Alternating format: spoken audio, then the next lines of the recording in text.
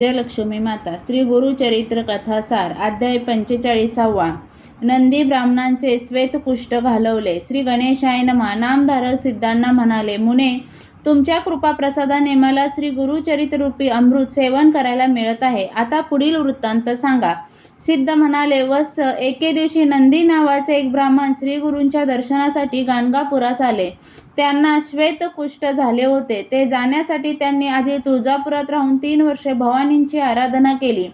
उपासाचे कष्ट सोसले. एके रात्री त्यांना स्वप्न दृष्टांत झाला. भवानींनी त्यांना चंदला परमेश्वरी देवींच्या मंदिरात जाऊन उपासना करायला सांगितले. तिथे त्यांनी 7 महिने उपास करून पुरस्चरण केले. त्या देवींनी त्यांच्या स्वप्नात जाऊन, तुम्ही गाणगापुरात जा, तिथे भगवान दत्तात्रय मानव रूपाने भक्त कार्यासाठी अवतरले आहेत, ते तुम्हाला बरे करतील असे सांगितले. तेव्हा ते म्हणाले, मी तुळजाभवानींना साकडे घातले, 3 वर्षे खडतर तप केले, त्यांनी मला तुमच्याकडे पाठवले. तुम्हाला प्रसन्न करून घेण्यासाठी मी 7 महिने व्रत केले. आता तुम्ही मला एका मनुष्याकडे पाठवत आहात. कळले तुमचे देवपण. मला बरे करण्याचे सामर्थ्य तुमच्याकडे नाही हेही कळले. माझा सर्व खटाटोप व्यर्थ गेला. तुम्ही मला निराश केले. त्यानंतर मरण आले तरी चालेल, पण बरे होईपर्यंत इथेच पुनश्चरण करायचे आहे असा निर्वाणीचा निर्धार करून ते देवीद्वारे धरणे धरून बसले. तेव्हा चंदला परमेश्वरींनी त्यांच्या स्वप्नात जाऊन त्यांना पुन्हा एकदा गाणगापुराला जायला सांगितले व ते ऐकणार नाहीत हे लक्षात घेऊन तेथील पुजाऱ्यांच्या स्वप्नात जाऊन म्हणाल्या, तुम्ही नंदी ब्राह्मणांना घालवून द्या, त्यांना देवळात येऊ देऊ नका. त्याप्रमाणे पुजाऱ्यांनी त्यांना मंदिरात येण्यास मज्जाव केला. ते म्हणाले, तुम्हाला माताजींनी सांगितल्याप्रमाणे करा, त्यांना त्रास देऊ नका. तेव्हा नंदी ब्राह्मणांचा नाविलाज झाला. त्यांनी उद्यापन केले आणि भगवतींचा निरोप घेऊन गाणगापुरास आले. गावात आल्यावर त्यांनी लोकांकडे चौकशी केली. तेव्हा ते म्हणाले, काल शिवरात्रीपासून स्वामी महाराज संगमावरच आहेत, एवढ्यात मठात येतील, तुम्ही त्यांचे दुरूनच दर्शन घ्या. त्याप्रमाणे ते दूर थांबले व श्री गुरु येण्याची वाट पाहू लागले. काही वेळाने श्री गुरूंचे आगमन झाले. ते स्थानापन्न झाल्यावर शिष्य म्हणाले, गुरुदेव, सर्वांगी पांढरे कोट आलेले एक ब्राह्मण तुमच्या दर्शनासाठी आले आहेत. ते म्हणाले, हो, त्यांच्याविषयी मला माहीत आहे. ते मनात संशय धरून आलेले आहेत, पण त्यांना बोलवा.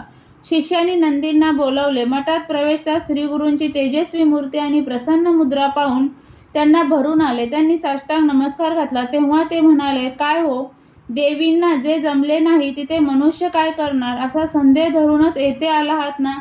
ते ऐकताच त्यांना श्री गुरूंच्या अंतरसाक्षात्वाची जाखून पटली. त्यांनी त्यांचे पाय धरले व म्हणाले, स्वामी, मी मूर्ख आहे, अज्ञानी आहे, पापी आहे. मी तुम्हाला ओळखू शकलो नाही, म्हणून मला क्षमा करा. तुम्ही साक्षात त्रिमूर्ती आहात. भक्तांच्या उद्धारासाठी मनुष्य रूपाने अवतरले आहात.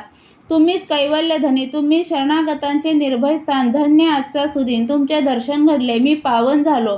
स्वामी, व्रतबंध आणि विवाह झाल्यावर ही व्याधी उद्भवली. माता पित्यांनी मला दूर लोटले. पत्नी माहेरी निघून गेल्या. लोकांची उपेक्षा सहावेना म्हणून मी गृहत्याग केला. तुळजाभवानींचे पाय धरले. चंदला परमेश्वरींना आळवले, पण माझे दुर्भाग्य त्याही मला उबगल्या. म्हणून अगदी शेवटी तुमच्या आश्रयाला आलो आहे. आता मला देहाची पर्वा नाही. त्यामुळे तुम्ही मला व्याधीमुक्त करू शकत नसाल तर तसे स्पष्ट सांगा. मला व्यर्थ आशा लावू नका, कारण मी इतका निराश झालो आहे की तुम्ही नाही म्हटल्यावर मी सरळ प्राणत्यागच करणार आहे. नंदी ब्राह्मण साश्रुनयनांनी श्रीगुरूंना आपल्या हृदयात सांगत होते. ती त्यांची आर्तता पाहून उपस्थित भक्तांनाही वाईट वाटत होते.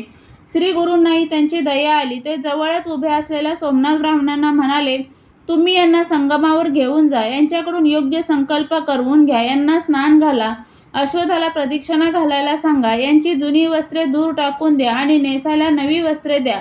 मग उद्यापनासाठी मठात घेऊन या. श्री गुरूंच्या आज्ञेनुसार सोमनाथांनी नंदी ब्राह्मणांना संगमावर नेले. त्यांच्याकडून संकल्प करवून घेतला.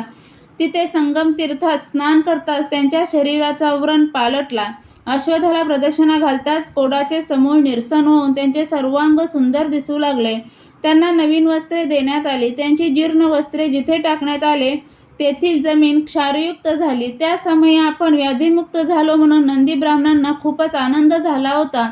ते श्री गुरूंचा जय जयकार करू लागले. सोमनाथांनी त्यांना मठात आणले. तेव्हा त्यांचे बदललेले स्वरूप पाहून लोकांना मोठे नवल वाटले. त्यांनी श्री गुरूंच्या अतर्कलीला कर्तृत्वाची प्रशंसा केली. नंदी ब्राह्मणांनी श्री गुरूंना वंदन केले. तेव्हा ते म्हणाले, तुमचे सर्वांग कसे झाले आहे पहा बरे एकदा. त्यावेळी नीट अवलोकन करता मांडीच्या आतल्या भागाला थोडासा पांढरा डाग दिसला. तो पाहताच ते घाबरले.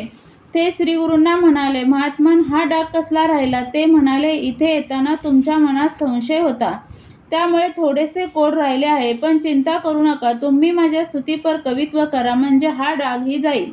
नंदीने हात जोडले व म्हणाले, गुरुदेव, मी अडाणी आहे, मला लिहिता वाचता येत नाही, मग तुमची स्तुती कशी करणार? तेव्हा श्रीगुरूंनी त्यांना मुख उघडून जीभ बाहेर काढण्यास सांगितले व थोडीशी विभूती स्वहस्ते त्यांच्या जिभेवर ठेवली. तर काय आश्चर्य! त्यांच्या ठायी ज्ञानोदय झाला. त्यांना प्रतिभाशक्ती प्राप्त झाली. ते मुक्तकंठाने श्रीगुरूंची स्तुती करू लागले. त्यांच्या मुखातून प्रकट होणारे ते शब्दवैभव पाहून सर्वांना आश्चर्याचा धक्का बसला.